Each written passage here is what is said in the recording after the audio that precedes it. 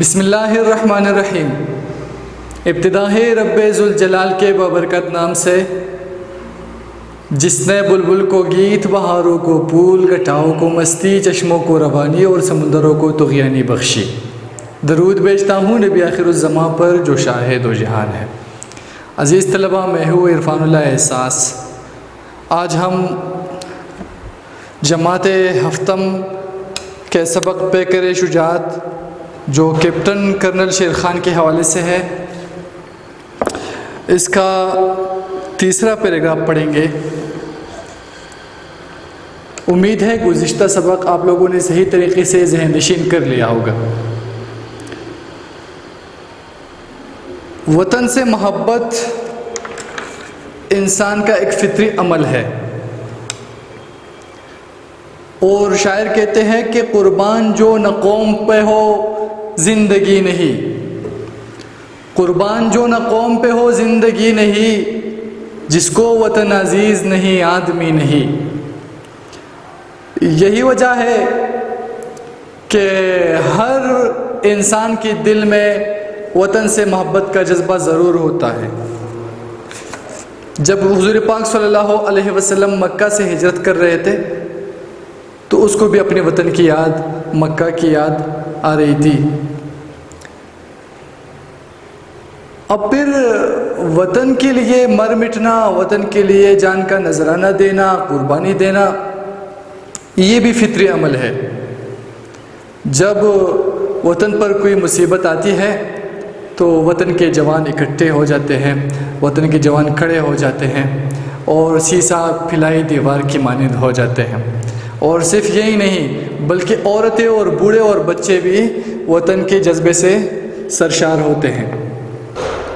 تو اس سبق میں بھی کرنل شیر خان کے حوالے سے ہمیں بتایا گیا ہے کہ کرنل شیر خان نے وطن کی محبت میں وطن کے لیے اپنی جان کا نذرانہ پیش کیا تھا۔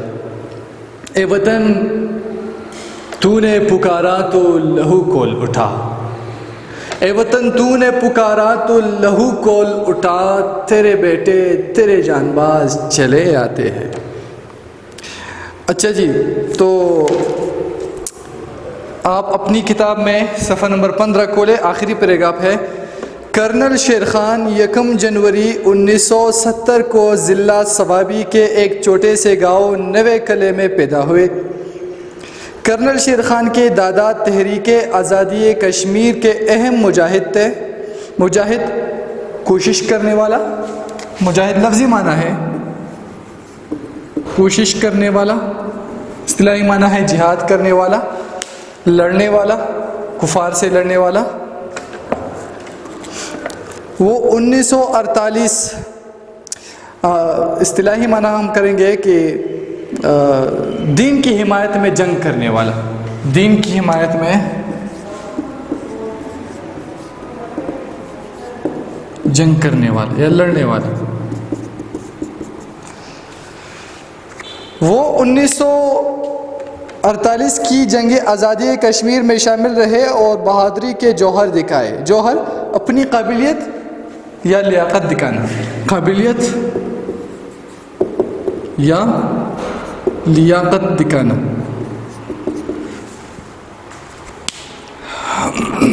ان کی خواہش تھی کہ ان کا پوتا پاک فوج میں شامل ہو کر جہاد کرے اور کشمیر کو مکمل آزاد کرائے۔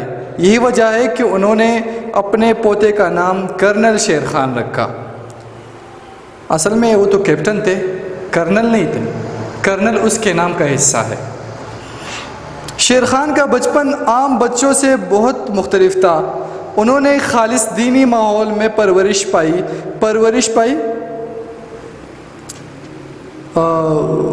پالے جانے کی کیفیت کو کہتے ہیں پرورش۔ پالے جانے کی کیفیت کو کیا کہتے ہیں؟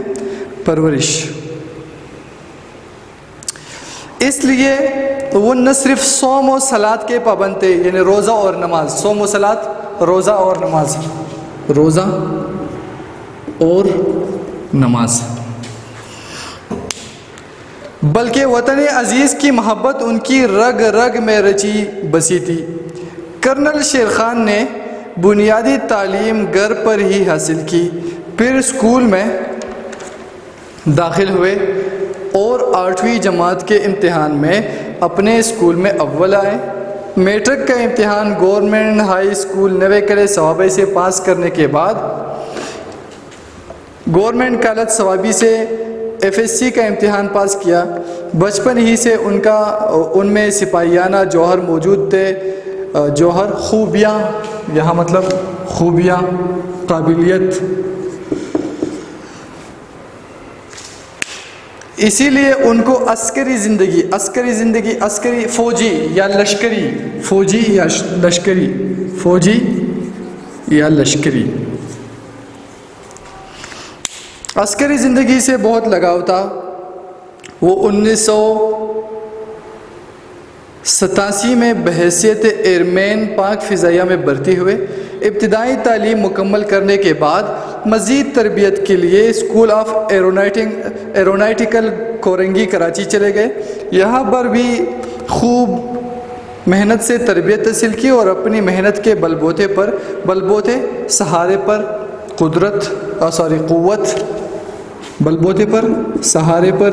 قوت پر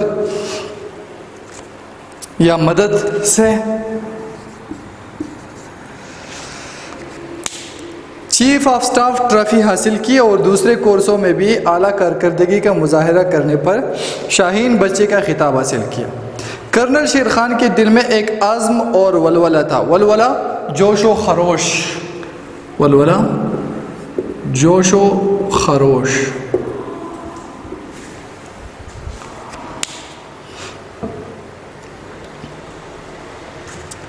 جو ان کو ہر پل بے چین رکھتا تھا۔ ہر وقت اپنے عزم اور ارادوں کو عملی جامہ پہنانے کے لیے انہوں نے بری فوج میں کمیشن حاصل کرنے کے لیے امتحان دیا۔ کمیشن کا امتحان مقابلے کا ایک امتحان ہوتا ہے۔ امتحان میں کامیابی حاصل کرنے کے بعد 1992 میں شیر خان تربیت حاصل کرنے کے لیے Pakistan military academy Kakul Abbottabad چلے گئے۔ 2 سالہ تربیت مکمل کرنے کے بعد 1994 میں شیر خان 2nd لیفٹیننٹ کی حیثیت سے پاک فوج کے سندھ ریجمنٹ میں شامل ہوئے۔ ریجمنٹ یہ فوجی دستہ ہوتا ہے،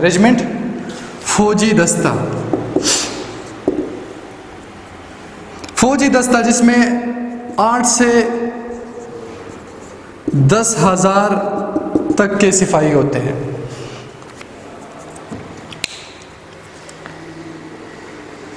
سندھ ریجمنٹ میں شامل ہوئے۔ 1 جنوری 1998 کو انہیں نادرن لائٹ انفینٹری کے اس یونٹ میں بھیج دیا گیا جو کشمیر کے محاذ پر دشمن سے برسر پیکار تھی۔ برسر پیکار لڑنے پر آمادہ۔